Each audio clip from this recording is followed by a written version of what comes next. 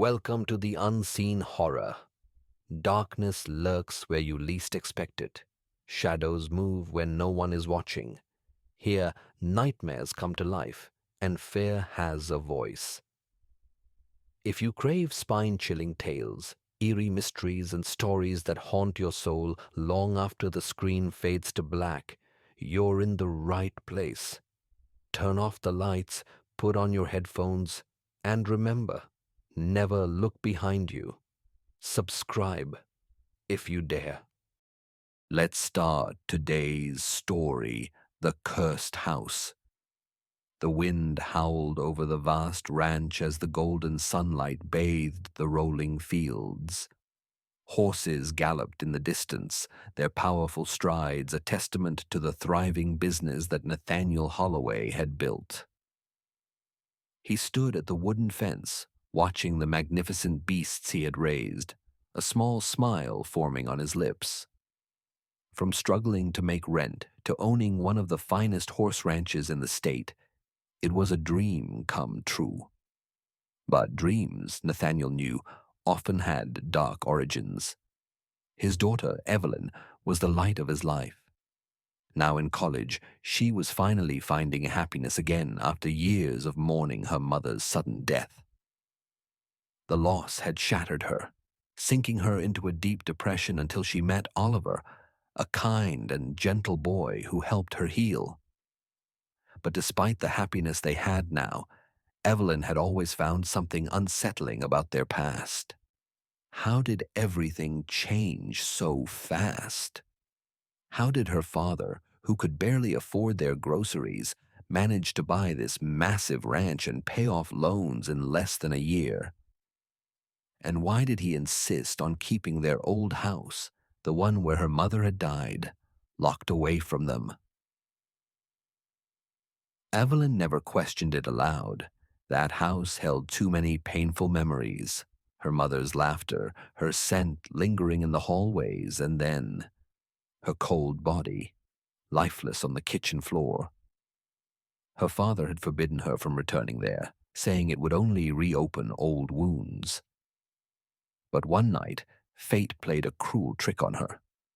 A game of truth or dare with her friends led her to the one place she had avoided for years. The old Holloway house stood abandoned, its windows shattered, vines crawling over its decaying walls. The dare was simple.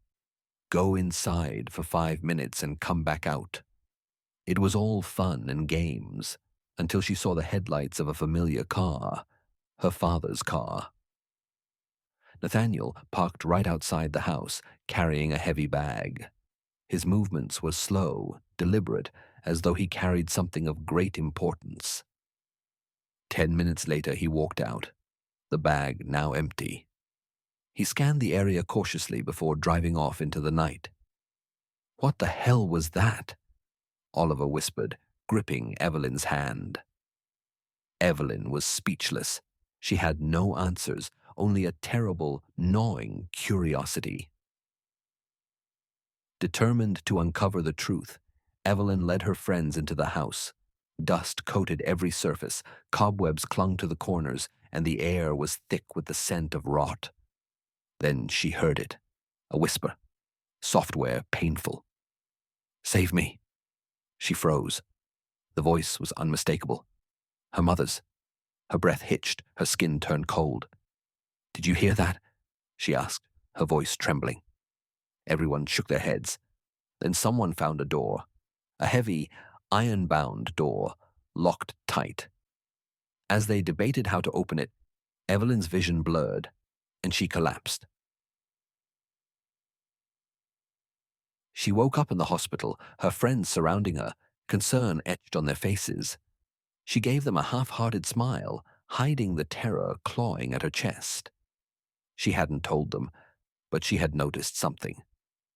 Her father disappeared once a month, every month, for years. She never questioned it, until now. She needed to know the truth. The next night, she stole her father's spare keys and returned to the house. With Oliver and the others behind her, she unlocked the door. The stench hit them first. sulfur and rotting flesh.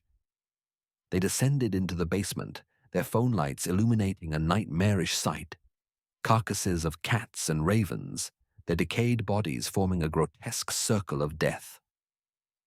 Then came the sound, a low, inhuman breathing.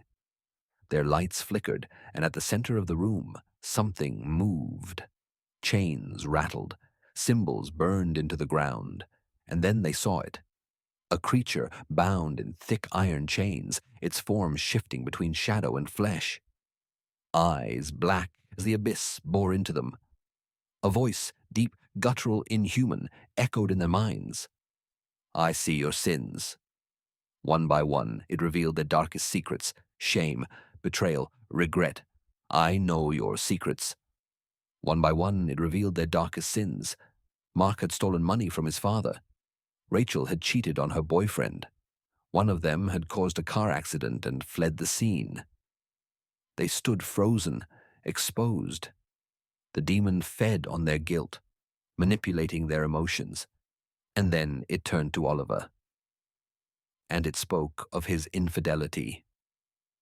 Evelyn's world shattered as the demon revealed that Oliver had been unfaithful with her closest friend. Heartbroken and vulnerable, she barely noticed as the demon whispered to her, promising her mother's soul in exchange for its freedom. She stepped forward, hypnotized. Then a voice shattered the trance. "Evelyn, stop!" Her father stood at the entrance, his face pale with terror. The demon's eyes burned with rage. "She deserves the truth," it hissed. "Tell her why I'm here, Nathaniel." Tears streamed down his face as he finally confessed. Years ago, in desperation, he sought dark magic to save his family from poverty. A witch told him of a demon that could grant him wealth, but at a price. When he summoned it, the price was his daughter's soul. But he couldn't do it. Instead, he used forbidden magic to trap the demon, sacrificing his wife in the process. Evelyn's hands trembled. "You killed her?" Nathaniel fell to his knees. "I had no choice. She gave herself willingly, to save you." The demon grinned. "And now she suffers in hell." Fury blinded Evelyn. She broke the protective symbols on the ground. The chains snapped. The demon let out a monstrous, victorious roar.